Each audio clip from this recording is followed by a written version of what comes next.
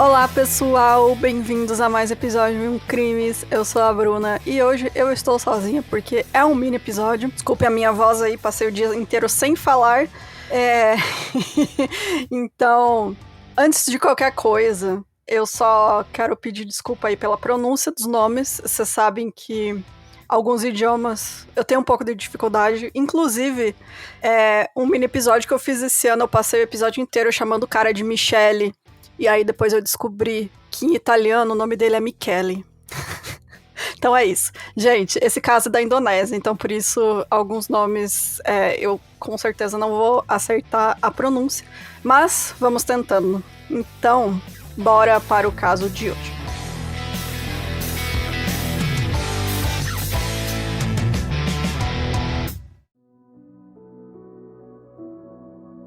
Então, antes de começar a história, só quero deixar aqui que as minhas fontes para os fatos foram notícias que eu encontrei na internet, né, de notícias arquivadas, enfim. Mas tem um podcast que fez um episódio sobre esse caso, que é o Rotten Mango, e ela falou muito sobre a personalidade e as coisas pessoais desta pessoa que a gente vai falar hoje. Então, por isso que eu faço questão aqui de indicar e de dizer que ela foi uma fonte também, porque eu realmente não encontrei muita coisa sobre a vida pessoal dele. Então, esse podcast foi bem importante nessa pesquisa. Então, bora lá, de quem a gente vai falar hoje? Do Very Idam Reniancia. Desculpa se eu falei errado, mas é isso. Ele nasceu em 1º de fevereiro de 1978 em Jombang, na Indonésia. Ele era de uma família muito humilde, que morava em uma área rural. A cidade, atualmente, a cidade deles já cresceu bastante. Hoje em dia, ela é um foco de turismo religioso, porque ela tem muitos templos lá do Islã.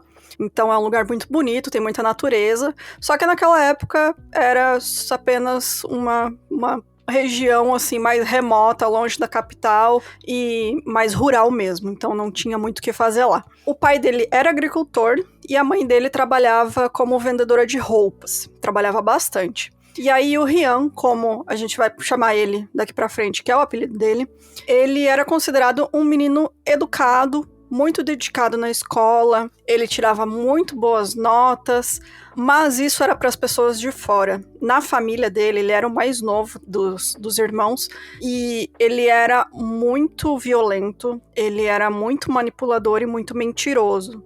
Então, desde criança, a gente vê traços aí de uma personalidade mais sociopata, não, talvez psicopata, não sabemos ainda. Mas ele mentia muito, muito mesmo. Ele mentiu que viu a mãe dele traindo o pai dele com o próprio genro. Ele depois mentiu que viu o pai trair a mãe. A mãe dele trabalhava e fazia hora extra para conseguir bater a cota de venda delas e chegava em casa tarde.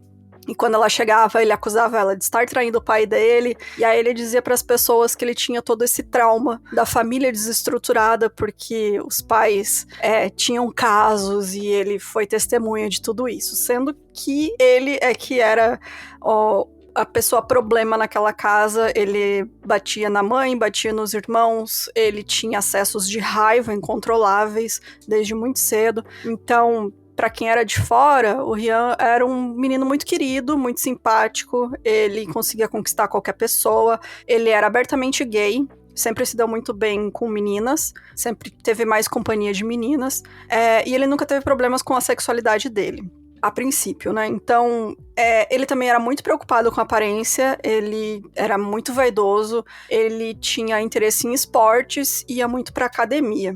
Então, o Rian, ele trabalhava como instrutor de aeróbica. Ele chegou a passar a receber aí a chance de cursar medicina. O sonho dele era sair da cidade pequena que ele morava e ir para Jakarta, né, que é a capital. Mas o jeito dele conseguir isso era estudando. Só que ele, por ser o filho mais novo, quando chegou a vez de ele ir para a universidade, a família já não tinha como bancar os estudos dele. Ia ser muito, muito difícil para eles. E ele conseguiu uma vaga de medicina e teve que abrir mão dessa oportunidade, né? Então ele tinha muita, muita raiva da cidade porque ele se achava, assim, ele achava que estava preso naquela cidade, ele queria algo muito maior, ele queria ir para a cidade grande, ele queria ter uma vida agitada, e a cidadezinha dele não tinha isso. Então ele tinha esse ressentimento contra a cidade e, consequentemente, contra a família dele, porque ele culpava eles por essa situação, apesar da família, os dois pais, trabalharem bastante para alimentar os filhos e dar todas as boas condições para eles. Então, como ele não conseguiu essa vaga aí na universidade, ele não tinha dinheiro, né, para bancar e não ia ter como trabalhar e estudar ao mesmo tempo, ele ficou por lá. Ele fazia ginástica, ele trabalhava como instrutor de aeróbica e ele chegou a ter alguns contratos como modelo. Então, com o tempo, ele acabou indo para o caminho religioso e trabalhou como professor de estudos do Alcorão. E aí, ele fala, mas não podemos confiar em nada do que ele diz, porque ele mente muito. Então, ele diz que foi nos estudos que ele fez, quando ele, né, era mais novo, tinha 20 anos, que ele teve o primeiro relacionamento sério dele, que foi com o professor de estudos de Alcorão dele. Esse professor sempre negou esse relacionamento. Esse professor disse até, inclusive, que ele não era gay, e se fosse, ele não ia se relacionar com alguém como o Rian, porque ele via o Rian como uma pessoa muito manipuladora e mentirosa, porque o Rian chegou a mentir pra ele que estava com câncer no cérebro, pro cara ficar com pena dele, e contava essas histórias fantasiosas da família, que ele era abusado, enfim.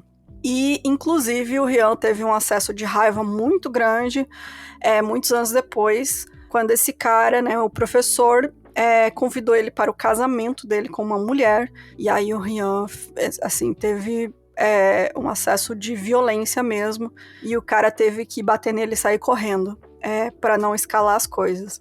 Então, o Rian diz que esse relacionamento durou 9 anos, mas o cara nega, né, ele disse, não, nunca namorei com ele, eu apenas era simpático com ele. E ele acabou tendo outros relacionamentos depois, mas a primeira vítima do Rian que foi encontrada não foi o seu primeiro assassinato. Isso porque as primeiras vítimas dele, ele matou na cidade pequena dele, eram todas pessoas ou que ele conhecia da academia, ou que eram amigos, ou, enfim, pessoas que ele se aproximou e conseguiu levar para casa, né, que ele morava com os pais, e assassinou elas lá. Mas a primeira vítima que foi encontrada dele foi depois que ele conseguiu se mudar para Jakarta. E aí ele estava namorando, e um dia, quando o namorado não estava em casa, ele convenceu um amigo chamado Harry Santoso, de 40 anos, a ir lá passar um tempo na casa dele. E em 12 de julho de 2008, o corpo do Harry foi encontrado mutilado e cortado em 7 pedaços dentro de 2 malas que foram largadas em estradas diferentes nos arredores de Jakarta. Então essa descoberta chamou a atenção da polícia e da população, que ficou em choque com a brutalidade do crime. Algumas fontes dizem que pedaços do corpo do Harry estavam espetados também, como se fossem carnes no espeto. Espetados em pés de cabra. E, enfim, foi algo que chamou muito a atenção, porque Jakarta é uma cidade muito, muito grande e tem muito turismo, então as pessoas ficaram realmente com medo, porque é um crime que não é usual, né? Você tem vários assassinatos numa cidade grande, mas você encontrar um corpo desmembrado, pedaços de corpo desmembrado em malas espalhadas por estradas, não é algo comum. Então, logo após a identificação da vítima, a polícia descobriu movimentações na conta bancária do Harry. Eles conseguiram rastrear e encontrar o Rian, que estava então com 34 anos. Isso aconteceu 3 dias depois que o corpo foi encontrado. E com ele encontraram vários cartões de crédito do Harry. Inclusive, ele estava gastando dinheiro usando os cartões, mesmo depois de saber que tinham encontrado o corpo. Porque ele achou que, por ter tantos assassinatos, assim, a polícia, sei lá, não ia querer investigar o assassinato do Harry. Ele achou que ia sair impune pelo tamanho da população da cidade. E aí, não demorou muito, ele confessou o assassinato do Harry, disse também que tinha feito outras vítimas, além dele, isso lá na cidade natal dele. Essas vítimas eram Guru Setiu Pramono, de 27 anos, Vicentius Yuri Priyono, de 31 anos, Ariel Somba Sitangang, de 34 anos, e Grady Grant Allen, que era um estrangeiro holandês de 30 anos. Com essas confissões, a polícia foi até a casa dos pais dele e fez buscas pelo terreno, onde lhe encontraram os 4 corpos em 2 buracos diferentes. O Ryan diz que assassinou o Harry por ciúmes, porque, segundo ele, o amigo tinha visto fotos do namorado dele no apartamento e insistiu e dizendo que tinha interesse em ter um encontro com esse namorado, né? E aí o Ryan diz que, num acesso de raiva, perdeu o controle. Quando ele se deu por conta, estava coberto de sangue, com pedaços de carne espalhados pelo apartamento. Mas, né, a gente sabe que isso nunca aconteceu, né? Que na verdade, ele atraiu o Harry pra lá e planejou todo esse assassinato. E, né, para as outras vítimas, a história dele era inconsistente. Ele sempre dava alguma desculpa e colocava a situação como se fosse um crime passional e que ele tinha perdido o controle e não tinha noção do que ele estava fazendo, e quando deu por si, ele tinha matado essas pessoas. Só que cada uma delas, depois a polícia conseguiu, né, fazer reconstruções, enfim, e, né, fazer buracos nas histórias dele. E dá pra perceber que ele realmente tava arranjando desculpas. A desculpa, na verdade, o motivo por ele ter matado todo mundo era porque ele queria matar. É simples assim, não tem nenhum motivo monetário, não existe nenhum motivo, assim, que seja racional. É realmente vontade de matar. E não demorou muito, ele confessou ter matado mais 5 pessoas. 6, na verdade, incluindo uma criança de apenas 3 anos de idade. Isso, no total, 11 pessoas tinham sido assassinadas por Ryan e 10 tinham sido enterradas na casa dos pais dele, na vila de Jatiwats. As buscas pelos corpos de suas vítimas chamaram a atenção de curiosos e centenas de pessoas se amontoavam em volta do terreno e até subiam em árvores para ver a polícia escavando o local. Foi assim, virou um evento público.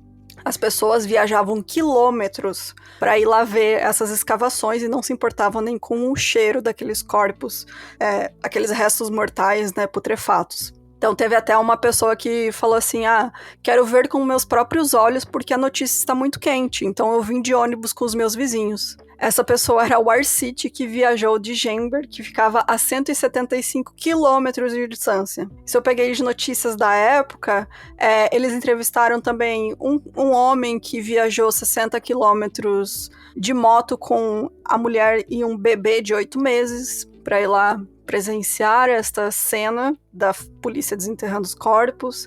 As pessoas, grupos, né, alugavam vans para ir lá ver. Então é algo assim, pra gente é muito surreal, mas lá tinha muito essa cultura de sensacionalismo nas notícias. Então, quando você tem assassinatos, não sei como tá hoje em dia, né, mas naquela época, a mídia botava fotos de corpos, de assassinatos, né, de vítimas.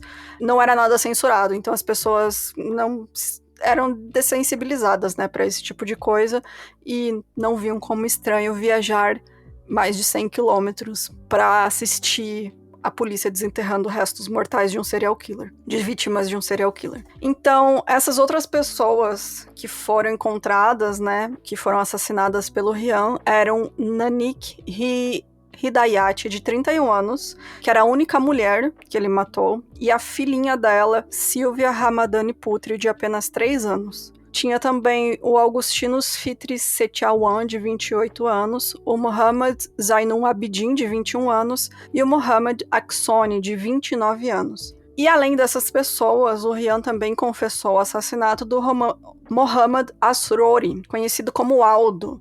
E os exames de DNA comprovaram, né, que o corpo do Aldo também estava na casa dele e que ele tinha sido responsável pela morte dele. E isso foi um choque para muitas pessoas, porque 2 homens tinham sido acusados e torturados para confessar esse crime no ano anterior. Então, assim que as provas de que o Ryan era o assassino do Aldo ficaram disponíveis, a mídia e ativistas dos direitos humanos chamavam atenção para a condenação injusta de Iman Hambali a 17 anos de prisão e David Eco Prianto a 12 anos de prisão. outro terceiro acusado ainda estava sendo julgado por esse crime. E aí, em entrevista ao jornal de Jakarta Post, Iman e David contaram que foram obrigados, sob tortura e sob mira de uma arma, a confessarem o assassinato. E eles disseram também que a polícia ditou o que eles tinham que fazer e falar no processo de reconstituição do crime. Inclusive, tinha até um corpo que a família do Aldo reconheceu como sendo ele, mas não era ele, era outra pessoa. Eu não consegui encontrar depois se a polícia acabou acusando esses caras de ter matado essa outra pessoa ou se era um caso não relacionado. O fato é que eles foram torturados e coagidos a confessar pelo assassinato do Aldo. E a polícia da Indonésia é também famosa por ser corrupta e violenta, né? Os processos judiciais também são criticados por muitos casos de injustiça. Os promotores, na maioria das vezes, apenas aceitam as versões e arquivos dos casos submetidos pela polícia e não fazem nenhuma tentativa de comprovar essas evidências nos julgamentos. Eles só aceitam, né? Então, eles nem vão atrás para ver, para testar mesmo as teorias da polícia e ver se está tudo certo, o que está ali. Eles só aceitam. E segundo o especialista jurídico Franz Winarta, que acompanhava este caso do Aldo, os promotores buscavam crédito por encerrar os casos o mais rápido possível e por fazer com que os réus recebessem a punição mais pesada possível, especialmente em casos envolvendo pessoas sem poder e sem dinheiro. Então, como a gente já viu em vários casos aqui, não só acontece praticamente em todos os países, né? Pessoas mais pobres, aí que a justiça acaba vitimizando, né? A justiça não funciona para quem tem dinheiro, né? Só funciona para pobre e funciona de modo torto, né? Então, o Rian, no caso dele, tinha muita evidência, tinha todos os corpos, né, que foram encontrados na casa dos pais dele. Ele deu muitas versões diferentes para os motivos dos assassinatos. Uma das vezes ele chegou a culpar os próprios pais, dizendo que eles é quem tinham matado esses homens e essas pessoas porque eles não aceitavam que ele era homossexual e por isso assassinavam seus companheiros, o que obviamente era mentira. Mas a versão que ele mais contou era aquela de que ele perdia o controle, né? Que ele sentia que as suas vítimas eram homens promíscuos que queriam se aproveitar dele e achavam que por ele ser gay, ele iria ser fácil. Toda vez ele tentava dar uma justificativa moral, né, para esses assassinatos. A versão do assassinato de sua única vítima mulher e sua filha era a de que a Nani chegou na casa dele e tentou seduzi-lo. E aí, por ela insistir, ele matou ela. E depois matou a Silvia, com só 3 anos de idade, e porque, segundo ele, ela tinha testemunhado tudo e, né, ela ia contar para as pessoas depois que ela viu a própria mãe ser assassinada na frente dela com uma pedra. Então, as versões do Rian todas colocam ele como sendo uma pessoa que teve suas justificativas para assassinar outras pessoas. Sendo que todas as vítimas dele, ele atraía para casa. A própria Nanik, né, ele conheceu na academia, ficou amigo dela, conquistou a amizade dela e convidou ela para ir na casa dele para conversar, para beber, passar um tempo, e ela confiava tanto nele que ela levou a própria filha junto. E outra coisa que acaba chamando a atenção nesse caso é a homofobia internalizada, né, tanto do Rian quanto uma sociedade homofóbica, né, porque mesmo ele sendo abertamente gay, ele dava essas desculpas, né, de que esses homens que eu matei, eles enxergavam ser gay como algo promíscuo. E eu estou aqui defendendo a moralidade, né? Defendendo os bons costumes de ser um gay de direita. De ser um gay que não é promíscuo. Ele tem toda essa moral dele, assim, que ele se acha superior aos outros gays, né? Isso nada mais é também que homofobia internalizada. E, assim, chegou ao ponto da polícia dizer, por notícias da época, eu vi isso, que eles suspeitavam que ele tinha matado por sofrer de anomalia sexual. Essas eram as palavras da polícia. Outra teoria era de que ele tinha matado pessoas por ganho financeiro, e ele ficou muito puto quando ele ficou sabendo que as pessoas estavam falando isso. E ele falou, não, nunca foi por dinheiro, inclusive eu enterrei todas as pessoas com todos os pertences que elas tiravam na minha casa. Porque não sou ladrão, sou assassino, mas não sou ladrão, né? Então, enquanto aguardava julgamento e depois ser julgado também, o Rian ficou conhecido como o serial killer cantor, porque ele passava o tempo todo cantando as músicas autorais dele, que ele escrevia. Ele gostou tanto desse nome que ele lançou o seu próprio álbum pop gravado na prisão chamado My Last Performance. Em 2009, ele também lançou uma autobiografia que incluía mapas do terreno da casa dos pais, onde estava a marcação de todos os corpos que ele havia enterrado lá. E a intenção dele, ele diz que era que o dinheiro das vendas fosse para a mãe dele. O Rian foi julgado separadamente pelo assassinato e desmembramento do Harry Santoso e suas outras vítimas por questões de jurisdição.